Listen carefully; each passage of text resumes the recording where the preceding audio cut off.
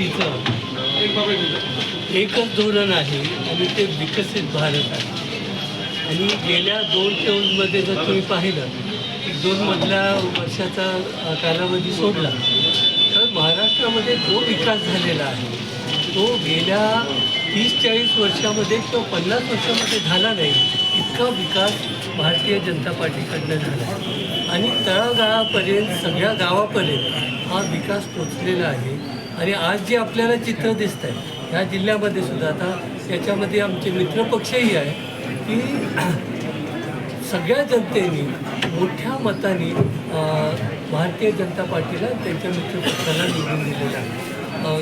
कराड पंचायत समितीमध्ये तर हे पहिल्यांदाच घडतं आहे की भारतीय जनता पार्टीचा पहिल्यांदा सभापती होतो आहे.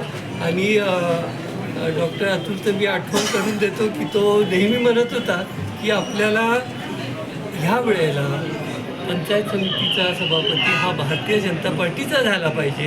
आणि मनोजदादांनी त्या दोघांनी त्यांच्या प्रयत्नानं आज हे आपल्याला घडलेलं दिसतं आहे. आता ह्या पदाधिकाऱ्यांच्यावर आमची खात्री आहे की ती जबाबदारी हे चांगल्या पद्धतीनं पेलतील आणि कामकाज नेहमीपेक्षा कितीतरी चांगल्या पद्धतीनं करतील असा आमचा विश्वास आहे. इतिहासात पहिल्यांदा भाजपची कराड पंचायत समितीवर सत्ता आली.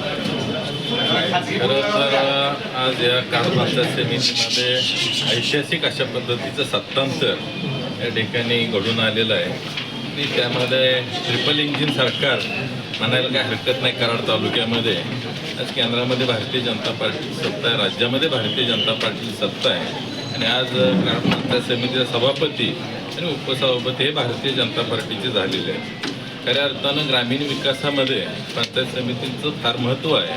आणि जास्तीत जास्त लोकाभिमुख कारभार होण्याच्या दृष्टिकोनातून आम्ही येणाऱ्या काळामध्ये आमच्या सभापती, पंचायत समितीचे उपसभापती आणि सर्व सदस्य, जिल्हा परिषद सदस्य यांच्या माध्यमातून जास्तीत जास्त या ठिकाणी लोकांची सेवा कशी करता येईल आणि त्यांना ज्या शासनाच्या योजना आहेत ते तळागाळापर्यंत पोहोचवण्याच्या दृष्टिकोनातून अतिशय ताकदीनं आमचे सर्व पदाधिकारी प्रयत्न करतील. आम्ही जरूर त्यांच्यापर्यंत पोहोचवण्याचा किंवा ते काम करण्याचा आम्ही आटोकाट प्रयत्न करू.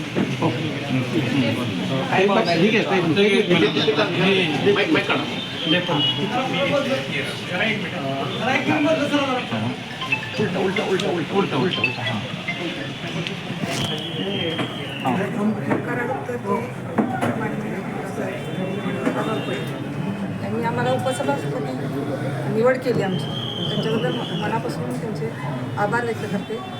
तसंच आम्हाला ही जबाबदारी दिली की आम्ही पूर्णपणे व्यवस्थितपणे पार पाडू.